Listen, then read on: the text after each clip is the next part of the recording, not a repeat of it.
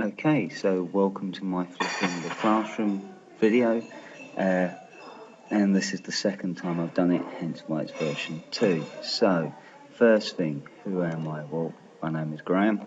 I taught in South East London for 8 years in multiple different schools. I moved to New Zealand in 2005 and I've worked at Pakuranga College from 2005 until October in 2012. Being a dean, assistant head of faculty, all sorts of different jobs, but ended up as being head of faculty. I'm now at Christian School. So this is the overview of what we're doing today, and so we're talking about flipping the classroom. And these are my aims. So I want to show you what the flipping the classroom is, I want to show you why it's becoming more important, I want to show you how easy it is. Those are the key things. The first two involve a bit of talking and that, but the last one hopefully will be practical and let you get onto your machines. So, what is the flipped classroom? Well, basically a couple of American science teachers wanted to come up with a different way of doing the delivery of content model. They've done the whole thing of them standing in front of the room and giving information and then sending the kids away to do homework, and they wanted a better way. So instead they got the students to watch videos that they'd made of them teaching at home, and then ran the class with the tutorials where the students could come and ask questions and answer each other's questions and work together and collaborate and all those things that we kind of think are important in education.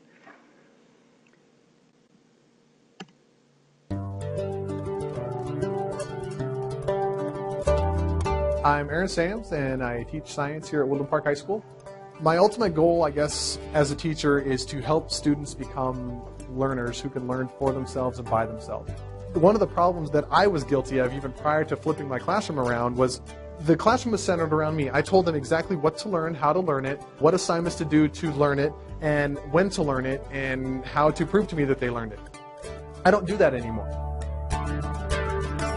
We changed the place in which content is delivered. Instead of standing in front of a class and delivering, here's how you do this type of problem, here's how this works, I deliver that direct instruction now asynchronously at home through these videos that we make with Camtasia Studio. Times till whole. Oh, we didn't do that last time. The last step, they were already whole numbers. We had 1, 1, and 4. Yeah. Here we don't have a whole number. So here's a few little tricks when you need to multiply by whole numbers. If one of your numbers ends in 0.5, you're going to multiply by 2. All right, something 0.5 times it by 2. Right. Okay, write this down, guys. Yes. If something ends in 0.3 or 0.33 or 0.66, you multiply by 3. And when the kids come to class, they don't show up to learn new stuff. They show up to apply the things that they learned at home and to ask me questions about the things they learned at home. So now they could have my lesson, if you will, what I would normally have stood up and lectured to them in class with some added features. They get that at home, and then what they were expected to do for homework is now what they do in my class. Life is different for me because I no longer am the guy who stands up in the front of the classroom and just yaks at a student for an hour or however long the class is.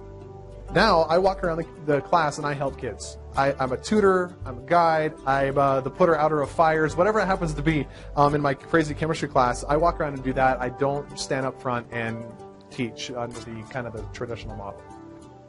I'm Erin Samms. I'm a teacher, I'm a dad, I'm a husband, and I love Camtasia Studio.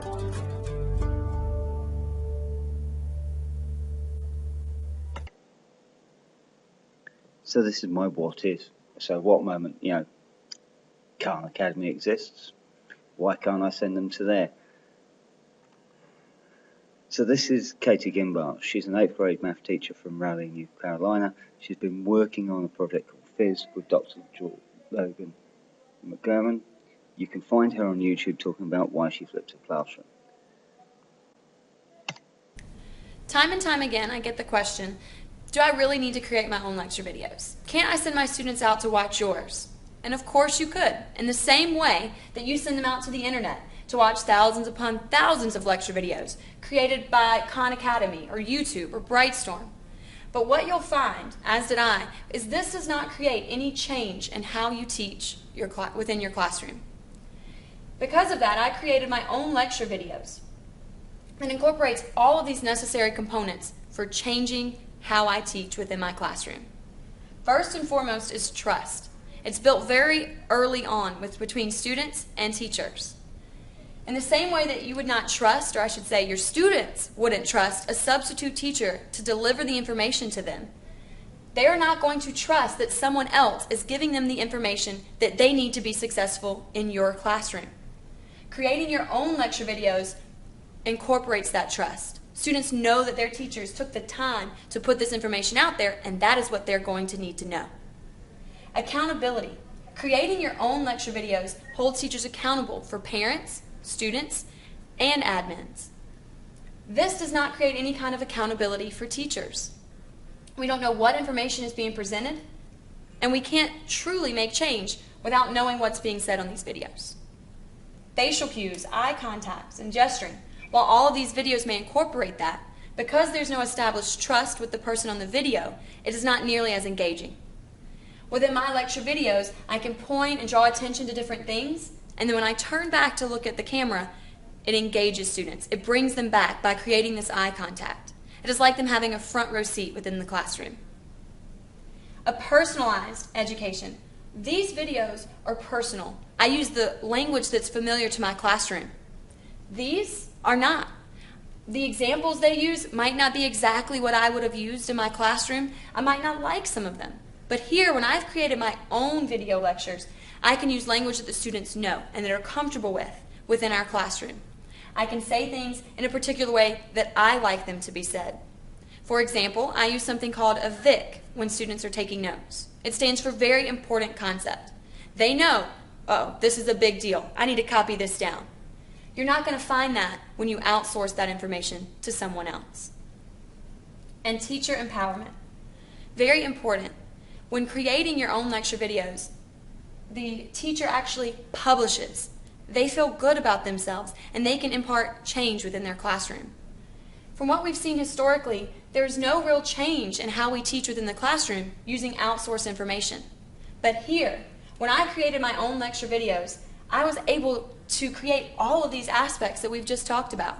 The students trusted the content because it came from me. I was accountable to parents and students for the information that I put out there. And I was actually able to personalize their education process. We know from research that the best education for students comes from highly effective teachers. This allows me to be an effective teacher within my classroom.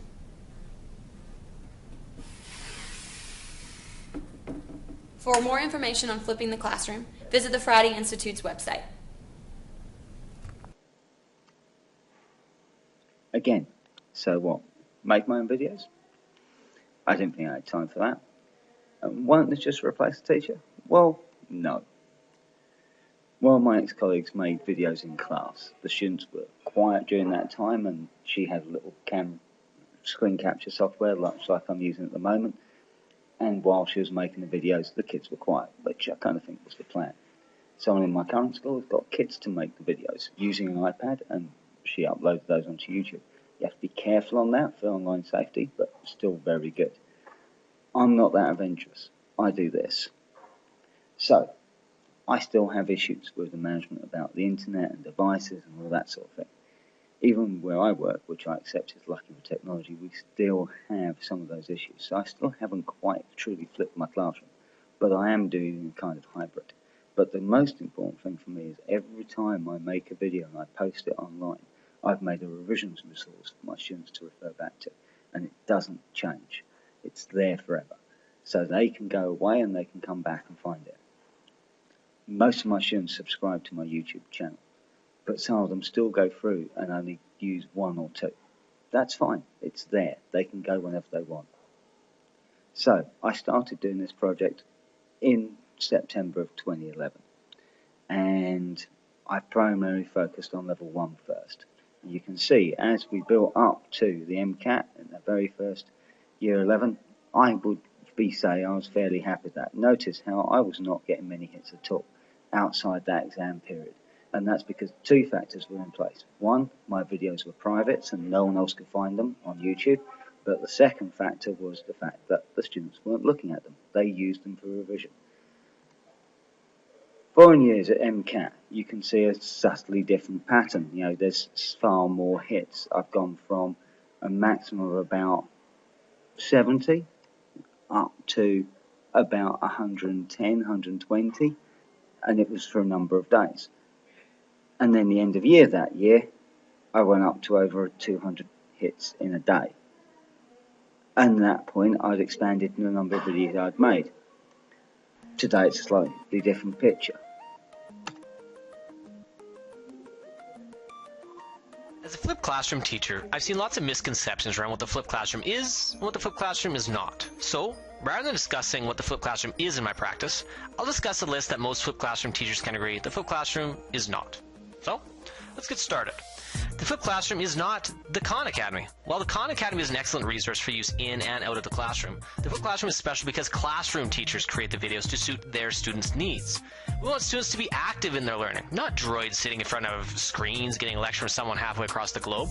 The videos are an extension of the teacher and help create a strong relationship between student and teacher. The flipped classroom is not a replacement of teachers. This couldn't be further from the truth. In the flipped classroom, the role of the teacher is more important than ever.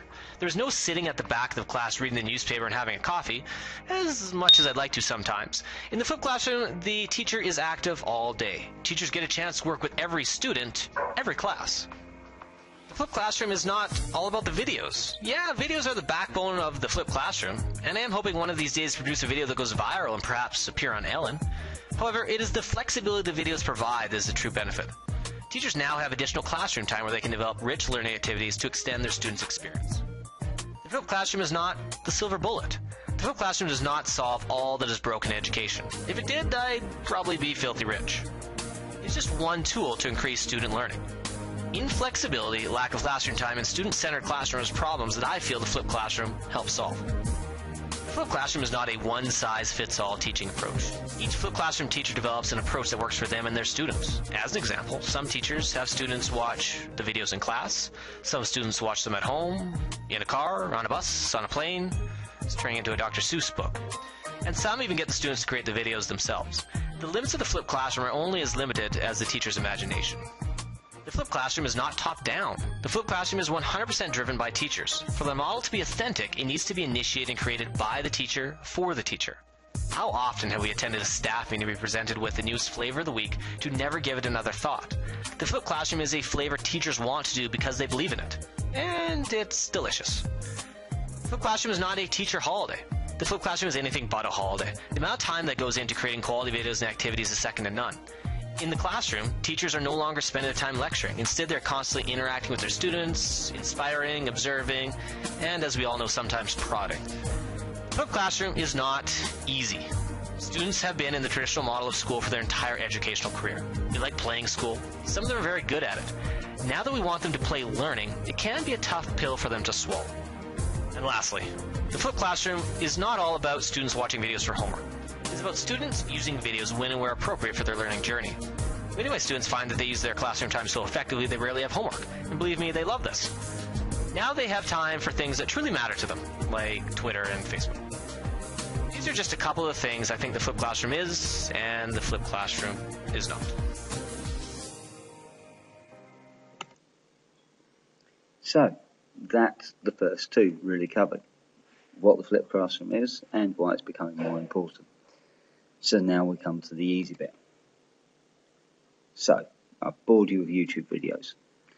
What do you actually need to make the shift? Well, some people have really flashy laptops that allow you to write on the screen, and this allows the mathematics to grow in front of students in a way that is just awesome.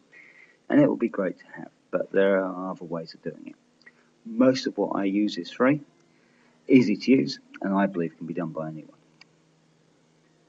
So, much as I hate PowerPoint as a method of presenting, as you can tell I'm using a Prezi today. It's a nice whizzy little thing, something different, but it will become dated and boring fairly quickly.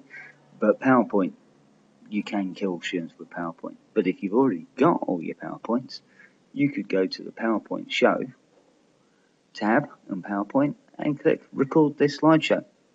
And it will record that slideshow with you talking on the screen. Warning, the files get very big very quickly because they are not optimized for video. But alternatively, you could use screen capture software and talk yourself through using your PowerPoint. It's, why recreate stuff you've already done?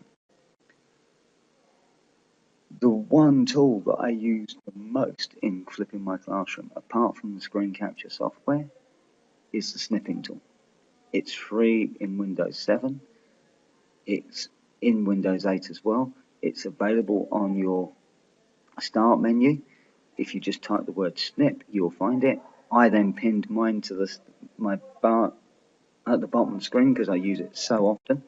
And there you go, there's my menu where I typed it in, snip, and it found snipping tool. It's just wonderful.